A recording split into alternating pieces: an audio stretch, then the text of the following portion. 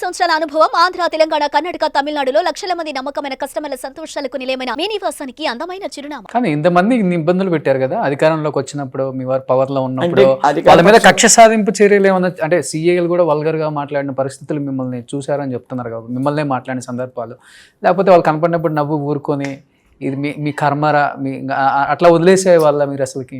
ఎందుకంటే కొంత మొదటి నుంచి డివోషనల్గా రామ్మోహన్ రావు గారు కూడా నాకు కానీ పిల్లలకు కానీ చెప్పడం చేయటం జరగటంతో రామ్మోహన్ రావు గారు డివోషనల్కి ఒక పరాకాష్ట ఏంటంటే అయ్యప్ప స్వామి గుడి రాజమహేంద్రవరంలో. ఓకే.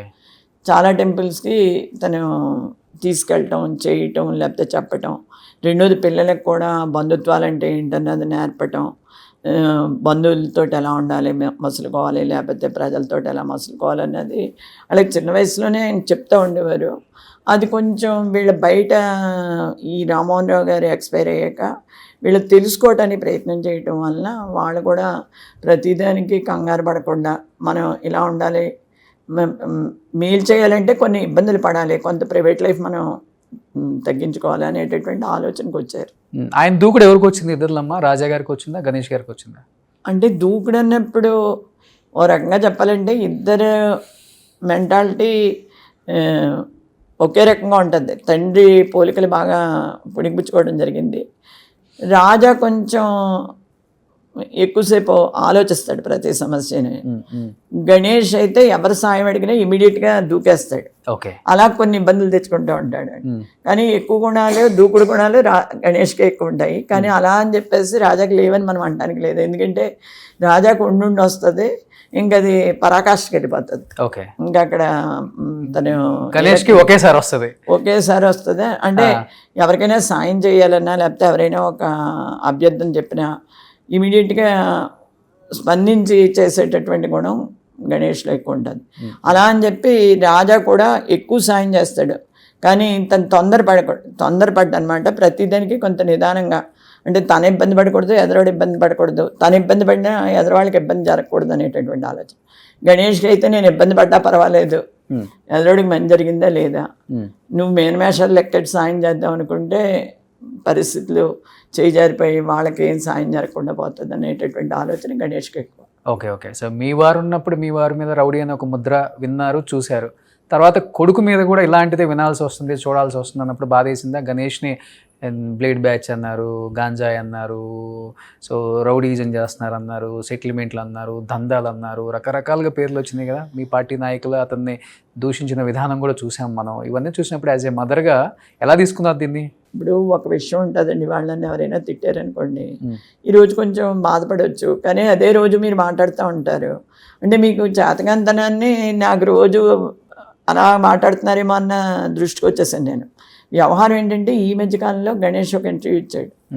ఇచ్చి మీరు రోజు ఏదో గంజాయి బ్యాచ్, బ్లేడ్ బ్యాచ్ అని మాట్లాడటం కాదు, మీ దగ్గర ఏమైనా ఆధారాలు ఉంటే నిరూపించండి అని అడిగాడు. మీ దగ్గర ఆధారాలు ఉంటే నిజంగా నిరూపించమని ఇప్పటికి నేను అడుగుతాను, రాజా అడుగుతాడు, అందరం అడుగుతాం. కానీ మీరు ఏదో బార్కింగ్ డాగ్స్ సెల్డం బయట అని మురిగే కుక్కలు కరవ్వని ఏదో సామెత చెప్తారు చూసారా, అలా రోజు మురుగుతున్నారేమో అందరూ అనే ఆలోచనకు వచ్చేసాను నేను. అంటే సొంత పార్టీ వాళ్ళు అంటుంటే ప్రజలు కొంత గొప్ప నిజమే కదా నమ్ముతారు కదా. అసలుకి ఎవరిని నమ్మినా భగవంతుడు అనేవాడు ఒకడు ఉన్నాడు ఖచ్చితంగాను. మన మీద మనకి నమ్మకం కోల్పోతే ఇటువంటి అన్నిటికి బాధపడాలి. మన మీద మనకు నమ్మకం ఉంది, ఖచ్చితంగా మనం మంచి చేయాలన్న ఆలోచనతో వెళ్తున్నాం, భగవంతుడు కూడా మనం మంచి చేస్తాడు అనేటటువంటి ఆలోచన ఉంది. అందుచేత వీటి గురించి రోజు నీకు ఏదైనా కొత్త సబ్జెక్ట్ ఉంటే మాట్లాడు, రోజు ఏం ఉండదు, ఇంకే సబ్జెక్టు దొరకదు, అదే పనిగా మాట్లాడుతున్నావు, దానివల్ల ఉపయోగం ఏంటంటానండి. మీరు చెప్పడానికి ట్రై చేశారా అతనికి? ఎవరికి? అన్న వ్యక్తికి ఏమన్నా చెప్పడానికి ట్రై చేశారా? గణేష్ ఇచ్చాడు కదండి ఈ మధ్యన ఇంటర్వ్యూ. మీరు నిరూపించమంటున్నాం, ఏదైనా ఉంటే ఏ వ్యక్తి అన్నా, ఏ వ్యక్తులన్నా, లేకపోతే ప్రజలన్నా కూడా మీరు నిరూపించండి, నిరూపిస్తే ఖచ్చితంగా. అంటే మీకు ఇందాకనే చెప్పాను, నేను ఒక వ్యక్తికి మంచి చేస్తాను, ఆ వ్యక్తి నన్ను దేవుడు అనొచ్చు.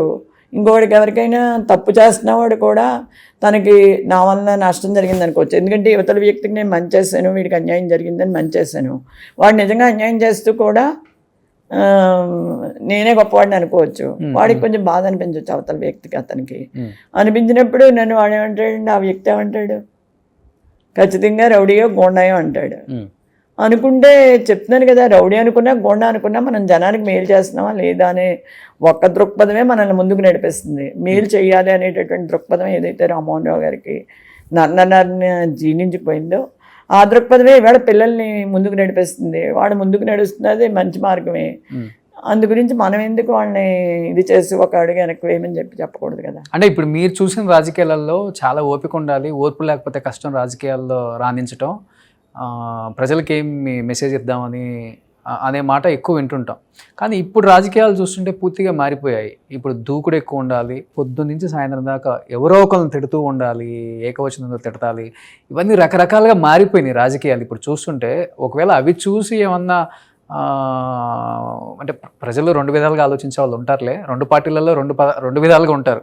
చూస్తే లాస్ట్ గవర్నమెంట్లో కూడా ఒక 5-6 పవన్ కళ్యాణ్ గారిని ఏ విధంగా దూషించారో మనం చూసాం. కాపు కులం చెప్పాలంటే తిరగబడింది. ఈరోజు గవర్నమెంట్ పోవడానికి కర్ణుడి సాగుకి 1,00,000 కారణాలు అన్నట్టు పవన్ కళ్యాణ్ గారిని వ్యక్తిగతంగా దూషించింది కాపు కులం ఓర్చుకోలేకపోయింది. సో మనం రాజ్యాధికారం చేయలేకపోయినా రాజ్యస్థాపనకి మనం అవసరం కాబట్టి మన ఉనికి చాటుకోవాలన్న ఉద్దేశంతోనే ఏకదాటిగా అందరూ గుద్దేశారు ఓట్లు మొన్న. ఒప్పుకుంటారు దానికి? మీరు అన్నట్టు మా కార్యకర్తల్లో కూడా కొంత అసంతృప్తి ఉంది. ఎందుకంటే మొదటి నుంచి జగన్మోహన్ రెడ్డి గారి ఆలోచన ఏంటంటే ఎక్కడ అవినీతి జరగకూడదు అనేటటువంటి ఆలోచన ఆయన చేశారు. దాని మీద వాలంటీర్ వ్యవస్థను తీసుకొచ్చారు ఆయన. అది కొంత గతంలో ఏంటంటే కార్యకర్తలు నాయకులకి సంబంధించి వీళ్ళకి ఇంపార్టెన్స్ ఉండాలి కదా, ఇదివరకు ఎలా ఉండేది కదా రాజశేఖర రెడ్డి గారి సమయంలో అనేటటువంటి ఆలోచన కొంత అసంతృప్తిని కార్యకర్తలు. అదే ఇప్పుడు మా నాయకుడు మళ్ళీ చెప్తున్నారు ఏంటంటే ఖచ్చితంగా ఈ పట్టు నా కార్యకర్తలకి నాయకులకి 2.0 ప్రోగ్రాం ద్వారా నేను మెయిల్ చేస్తాను, మీరు ఎవరో ఆధారపడవద్దు, ఏది ఉన్నా కూడా నేను చూసుకుంటాను అని చెప్పి ఒక భరోసా కల్పిస్తున్నాడు ఇప్పుడు ఆయన. ఆ భరోసా ఉన్నప్పుడు ఎవరైనా కూడా ముందుకు నడుస్తారు. అంటే ఇంకా మీరు అడిగినటువంటి ఏదైతే ఇప్పుడు అలా అని చెప్పేసి నాయకులు కొంతమంది మమ్మల్ని కూడా చాలా రకాల మాటలు అన్నారు. అవన్నీ మేము కూడా మరి మాకు బాధ కలిగి మేము బాధపడిన రోజులు ఉంటాయి, కానీ ఉన్నాయని చెప్పేసి కృంగిపోకూడదు. బాధపడటం కృంగిపోయి ఏదో జరిగిపోయింది వాళ్ళు ఎలా అనేసారని మనం చేయనప్పుడు ఒక మంచి పని చేయాలనుకున్నప్పుడు రకరకాల ఇబ్బందులు ఫేస్ చేయాలి. ఎవరైనా సరే ఫేస్ చేయకుండా ఎలా ఉండాలి. పర్టికులర్గా మా రాజమహేంద్రవరం ఉంది. రాజమహేంద్రవరంలో ఎవరో బయటికి రాని రోజుల్లో 14 మంది లేడీస్ బయటకు వచ్చి, బహుశా భారతదేశంలోనే అంతమంది లేడీస్ విస్తృతంగా బయటకు వచ్చి విస్తృతంగా సభ నిర్వహించి స్వాతంత్ర సమరంలో పార్టిసిపేట్ చేశారు అంటే వాళ్ళు ఎన్ని రకాల ఇబ్బందులు ఎదుర్కొని ఉంటారు. డెఫినెట్గా ఒక ఆవిడ కాలు ఆవిడతనంతో ఉన్న ఆవిడ దువ్వూరు సుబ్బమ్మ గారు, ఆవిడ ఆర్థోడాక్స్ ఫ్యామిలీ నుంచి వచ్చింది. దుర్గాబాయి దేశ్ముఖ్ గారి వేళ మనం అనుభవిస్తున్నటువంటి సంక్షేమ ఫలాలన్నీ ఆవిడ పెట్టిన భిక్ష నేను చెప్పుకోవాలి. ఒక ఆవిడ జైల్లో బిడ్డను కన్నది. ఆవిడకి 3 నెలలు జైలు వేస్తే అబ్బాయి 3 నెలలు ఏంటి, నేనేమో ప్రెగ్నెంట్ తోటి ఉండి గర్భిణీకి దగ్గరగా ప్రసవానికి దగ్గరగా ఉండటం వలన నాకు 3 నెలలు వేసారు జడ్జి గారు, అందరికీ 3 సైడ్లు 6 అలా ఆలోచించి మహిళలు కూడా ఉన్నారు. అటువంటి వాళ్ళు అందరినీ చూసినప్పుడు కొంత స్ఫూర్తి తెచ్చుకోవాలి కదా మనం. వాళ్ళు కూడా చాలామంది చాలా రకాల మాట్లాడినారు. మరి అన్న మాటలకి వాళ్ళు కృంగిపోయి ఇంట్లోకి వెళ్ళిపోతే, ఇవాళ ఏ మహిళ అయినా అలా కృంగిపోయి ఇంట్లోకి వెళ్ళిపోతే ఆటోమేటిక్గా ఇంట్లోనే ఉంటారు. బయటకు వచ్చి 10 మందికి సేవ చేసే అవకాశం ఉండదు, మేలు చేసే అవకాశం ఉండదు. అంటే రాజకీయాల్లో వ్యక్తిగత దూషణలు మంచివి కాదనేది ఒక వ్యక్తిగత దూషణలు ఎప్పుడూ మంచివి కాదు. అవునవును. కుటుంబాల గురించి కానీ ఆడవాళ్ళ గురించి కానీ ముఖ్యంగా అవి ఎంకరేజ్ చేస్తే ఏమవుతుందో అనేది కూడా, దానివల్ల అఘాయిత్యాలు పెరిగిపోతున్నాయి, రౌడీజం పెరిగిపోతుంది. అంటే క్రమంగా రాజకీయాలు ఒక రకంగా ప్రజల్లో ఒక ఏహిభావం తీసుకొచ్చే పరిస్థితి కూడా వచ్చేస్తుంది. అవును, చిచి మనకెందుకు కాదు ఈ రాజకీయ నాయకులు ఏంటా అనేటటువంటి పరిస్థితి. అసలు ఓటు వేయాలా? చాలా మంది విద్యావంతులు కూడా ఓట్లు వేయటం మానేశారు. వేసిన దాకేమో ప్రజలే ప్రాణం అంటారు, వేసిన తర్వాత ఏమో ప్రజలు ప్రాణాలు తీస్తుంటారు. ఇది ఎక్కడ రాజకీయం రా బాబు అని మొత్తుకుంటున్నారు జనం ఇప్పుడు. సుమన్ టీవీలో మీ పర్సనల్ అండ్ బిజినెస్ ప్రమోషన్స్ కోసం కింది నెంబర్కి కాంటాక్ట్ చేయండి.